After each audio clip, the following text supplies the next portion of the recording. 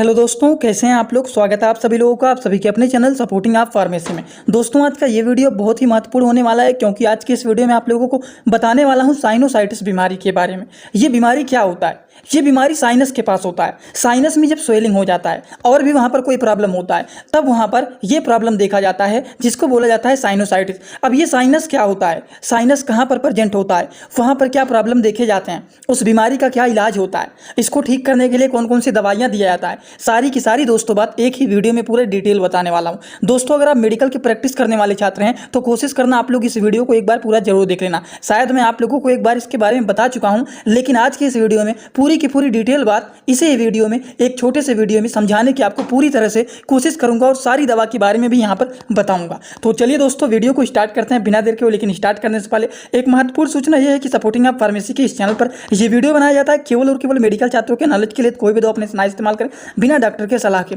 शुरुआत करते हैं दोस्तों, साइनोसाइटिस ये क्या होता है। सबसे पहली बात तो आप लोग यहाँ पर आइए, ये देखिए, ये होता है साइनस। इसके कलर को थोड़ा सा अलग कर देता हूँ जिससे थोड़ा सा आपको साफ से और अच्छा दिखे। ये होता है साइनस। देखिए, इस जगह पर जो ऊपर वाला होता है इसको फ्रंटल साइनस बोला जाता है, जो बीच में होता है इसको इथोमॉइड साइनस बोला जाता है, और जो नीचे यहाँ पर हमारे नोज के पास होता है नीचे की साइड में, उसको मैक्सिलरी साइनस बोला जाता है। और यहीं पर ये तो नॉर्मल है, लेकिन अगर यहीं पर स्वेलिंग हो जाता है और भी प्रॉब्लम देखे जाने लगते हैं, और क्या क्या प्रॉब्लम देखे जाएंगे वो आगे भी आप लोगों को बताऊंगा, लेकिन अगर यहीं पर प्रॉब्लम देखे जाने लगेंगे तो इसी को बोला जाता है साइनोसाइटिस। समझ गए आप लोग। तो ये क्या होता है, देखिए, साइनोसाइटिस जो होता है ये प्रेजेंट होता है when the tissue lining the sinus became swollen, मतलब वहां पर जब सूजन हो जाता है, इन्फ्लामेशन हो जाता है। It occurs as the result of an inflammatory reaction of an infection.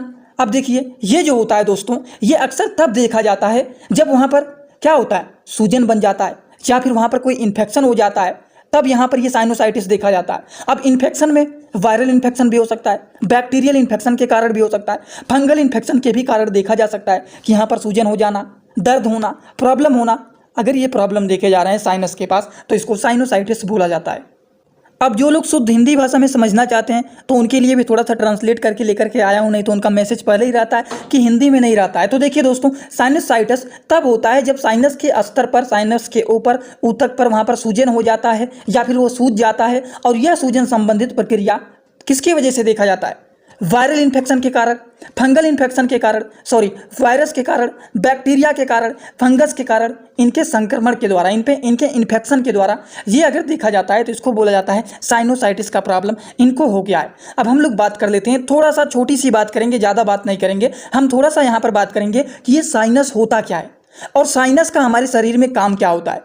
जैसे कि हम लोगों ने तो यहाँ पर जान लिया कि ये साइनोसाइटिस होता कैसे है, यहाँ पर सूजन होने के कारण ये देखा जाता है, लेकिन ये साइनस होता क्या है, साइनस होने का काम क्या होता है। अच्छा, हम लोगों ने समझ लिया कि इसी वजह से साइनोसाइटिस देखा जाता है, लेकिन ये साइनस हमारे शरीर में क्या होता है, हमारे शरीर में इनका काम क्या होता है, ये दो बात पहले आपको बताऊंगा और फिर सारी की सारी दवाइयों के बारे में बताना स्टार्ट करूंगा। सबसे पहली बात दोस्तों, ये साइनस क्या होता है।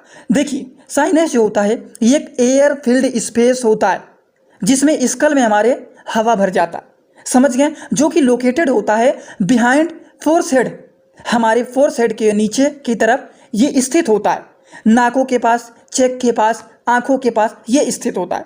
हेल्दी साइनस में क्या देखा जाता है कि contain no bacteria, no other germs. ठीक, तो जो हमारे हेल्दी होते हैं साइनस, वहाँ पर कोई भी बैक्टीरियल इन्फेक्शन, कोई भी वायरल इन्फेक्शन, कोई भी फंगल इन्फेक्शन, ना कोई अदर जर्म्स, कुछ भी यहाँ पर नहीं देखे जाते हैं, जो कि हमारे नॉर्मल एंड हेल्दी साइनस होते हैं। तो हिंदी भाषा में जो लोग जानना चाहते हैं वो लोग भी जान सकते हैं साइनस क्या होता है। साइनस जो होता है हिंदी में, जो खोपड़ी आपको पता, साइनस वो स्कल बता रहे थे, उसी को बोलते हैं खोपड़ी। तो ये क्या होता है, साइनस जो होता है खोपड़ी में हवा भरे एक स्थान होता है, वो माथे के, नाक के, हड्डियों के, गालों और आंखों के पीछे ही यहाँ पर इस जगहों पर स्थित होता है, समझ गए। स्वस्थ साइनस में कोई भी bacterial infection, fungal infection, viral infection, कोई भी जम्स नहीं पाए जाते हैं, जो कि ये हमारा नॉर्मल और हेल्दी होता है। बात यहाँ पर ये आता है कि ये हमारे शरीर में साइनस का काम क्या होता है, what is the function of sinus. Sinus का काम क्या होता है दोस्तों, तो जो साइनस होता है ये सिक्रेट करता है म्यूकस को।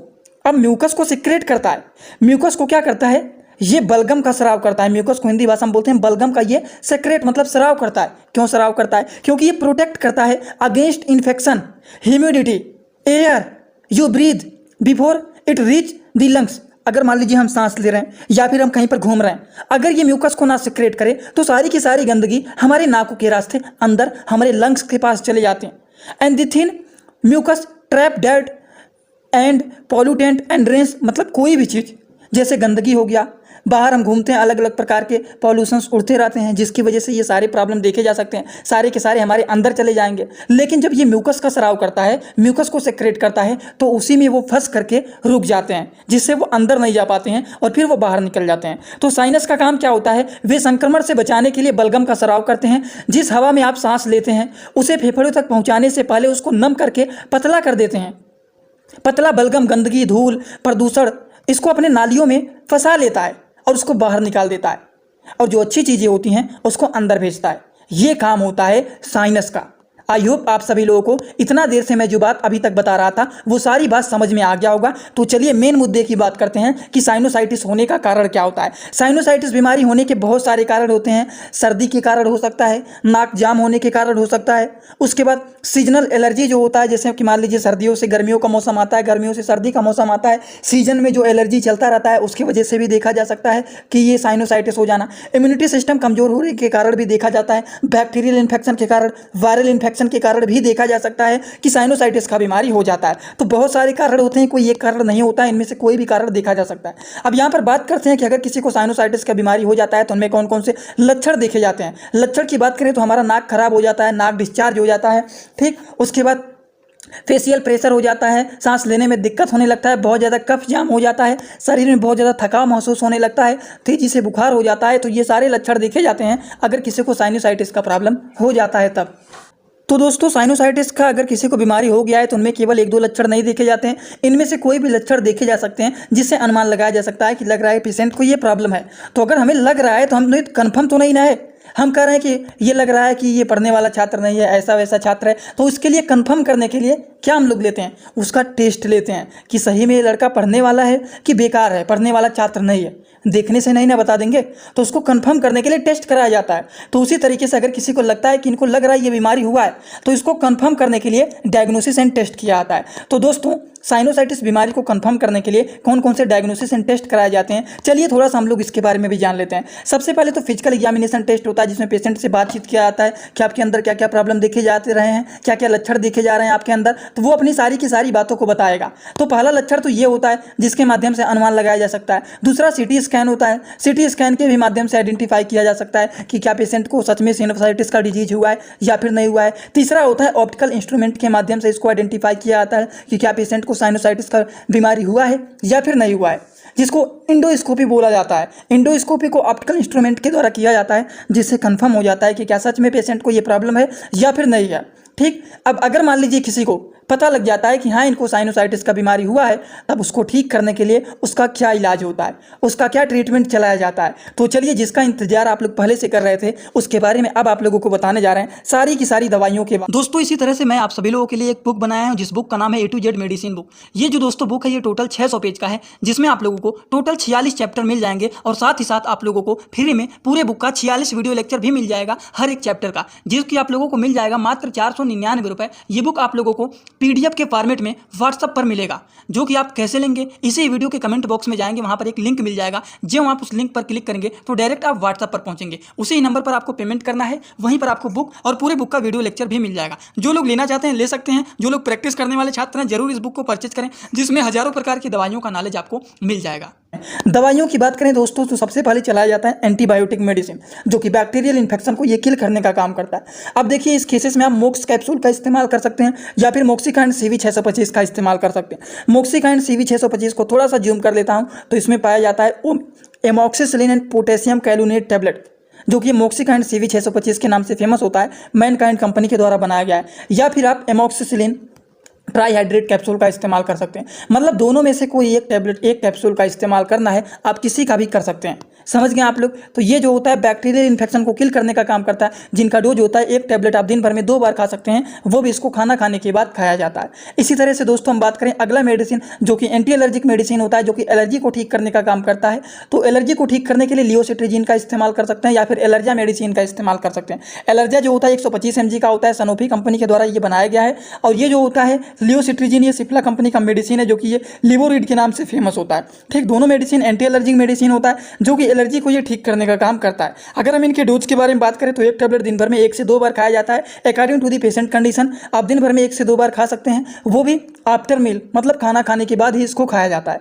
इसी तरह से हम बात करें अगले मेडिसिन के बारे में, अगर मान लीजिए किसी को दर्द हो रहा है, सूजन बना हुआ है, तो उस दर्द को, सूजन को ठीक करने के लिए जीरोडोल एसपी या फिर डाइक्लोफिनेक सोडियम टैबलेट का इस्तेमाल किया जाता है। देखिए, दर्द, सूजन और हल्का फुल्का शरीर में अगर मान लीजिए टेम्परेचर भी बढ़ा हुआ है तो उसको मेंटेन करने के लिए जीरोडोल एसपी टैबलेट का इस्तेमाल किया जा सकता है, क्योंकि जीरोडोल में देखिए 3 चीज़ पाए जाते हैं। क्या क्या पाया जाता है? पैरासीटामॉल जो कि हमारे टेम्परेचर को मेंटेन करने का काम करता है, सिरेसियोपेप्टिडेज ये स्वेलिंग को ठीक करने का काम करता है, एसिक्लोफिनेक ये क्या करता है? ये पेन को ठीक करने का काम करता है। तो शरीर में हल्का फुल्का बुखार हुआ है, सूजन हुआ है, दर्द हो रहा है, तो उस दर्द को, सूजन को, बुखार को ठीक करने के लिए जीरोडोल एसपी टैबलेट काफ़ी ज़्यादा यूजफुल एंड पॉपुलर ये मेडिसिन माना जाता है। समझ गए आप लोग एकदम अच्छे से इसका डोज क्या होता है? तो according to the patient condition एक टैबलेट दिन भर में 1 से 2 बार आप ले सकते हैं, वो भी इसको भी आफ्टर मील लिया जाता है, मतलब इसको भी खाना खाने के बाद ही लिया जाता है। तो चलिए इसी तरह से हम बात करते हैं अगले मेडिसिन के बारे में। अगले मेडिसिन की बात करें तो उसी में मिला करके गैस की भी दवाइयाँ दे दिया जाता है, जिससे मान लीजिए पेट में गैस्ट्रिक प्रॉब्लम हो गया है, पेट फूल गया है, पेट में जलन हो रहा है, तो हार्ट में जलन हो रहा है, ठीक, हार्ट बर्न हो रहा है, तो इन सारी चीज़ों को ठीक करने के लिए उसी में गैस की दवाइयों को भी मिला करके दे दिया जाता है। अब गैस की दवाइयों की बात करें तो एसिलॉक 150 आप दे सकते हैं या फिर पेंटाप 40 दे सकते हैं, दोनों में से कोई एक आप मिला करके उसमें दे सकते हैं। तो देखिए, अगर हम बात करें इनका डोज क्या होता है, तो इसके डोज की बात करें तो एक टैबलेट दिन भर में 1 से 2 बार खाया जाता है। इसको देखिए खाना खाने के बाद भी खा सकते हैं, खाना खाने के पहले भी खाया जाता है। डॉक्टर लोग इसको प्रिस्क्राइब करते हैं पेशेंट की कंडीशन को देख करके कि इसको खाना खाने के बाद खाना है कि खाना खाने के पहले खाना। खाना खाने के पहले खाना है तो आधा घंटा पहले आप इसको खा सकते हैं। ठीक, तो चलिए इसी तरह से हम बात कर लेते हैं कुछ और भी मेडिसिन के बारे में। जैसे कि मान लीजिए नाक जाम हो गया है, बहुत ज़्यादा नाकों से सिक्रेशन हो रहा है या फिर बहुत ज़्यादा स्वेलिंग हो गया है वहाँ पर, तो उसको ठीक करने के लिए नेजल ड्रॉप दिया जाता है, ठीक, जो कि फास्ट रिलीफ होता है। ओट्रिविन ऑक्सी के नाम से फेमस होता है, जो कि हमारे नेजो क्लियर इसको भी खा सकते हैं आप, नाकों को ये साफ करने का काम करता है, जो कि ये फास्ट रिलीफ के नाम से फेमस होता है, बहुत तेज़ी से हमारी नाकों में असर करता है। नेजल कंजेशन का मतलब होता है नाक जाम होना, ठीक, नेजल सिक्रेशन का मतलब होता है बहुत ज़्यादा म्यूकस का सिक्रेशन हो रहा है, वहाँ पर सूजन बन गया है, तो इससे आराम देने का काम करता है नेजल ड्रॉप। ठीक, चलिए बात कर लेते हैं कुछ और भी दवा के बारे में। अगर मान लीजिए कंडीशन ज़्यादा खराब है तो उस केसेस में एंटीबायोटिक इंजेक्शन भी लगा दिया जाता है, जिससे पेशेंट को थोड़ा जल्दी से आराम मिल सके। एंटीबायोटिक इंजेक्शन की बात करें तो आप मोनोसेप का भी इस्तेमाल कर सकते हैं, ठीक, मोनोसेप 1 ग्राम का इस्तेमाल आप कर सकते हैं, और टैक्सिम का भी आप इस्तेमाल कर सकते हैं। दोनों में से कोई एक इस्तेमाल करना है, सारी दवा का इस्तेमाल नहीं करना। आप ये कर सकते हैं या फिर ये कर सकते हैं, दोनों नहीं किया जाता है। ठीक, तो दोस्तों आज की इस वीडियो में आप लोगों को इसी तरह से बहुत सारी दवाइयों के बारे में, साइनोसाइटिस के बारे में बताए हैं। अगर आप लोगों को ये सारी बात एकदम अच्छे से समझ में आया हो तो सभी लोग कमेंट बॉक्स में आइए और अपना फीडबैक जरूर दीजिए कि आज का वीडियो कैसा लगा, समझ में आया कि नहीं आप लोगों को। और एक बात, जो लोग हमसे इंस्टाग्राम में पर्सनली जुड़ना चाहते हैं वो लोग भी जुड़ सकते हैं। जुड़ने के लिए सर्च करिए सपोर्टिंग आप फार्मेसी, जो चैनल का नाम है, सर्च करते ही आपको चैनल मिल जाएगा। आप वहाँ पर भी हमें फॉलो करके और आप हमसे वहाँ पर जुड़ सकते हैं। आज का वीडियो यहीं पर होता है complete. Thanks for watching video, like comment share and subscribe this channel.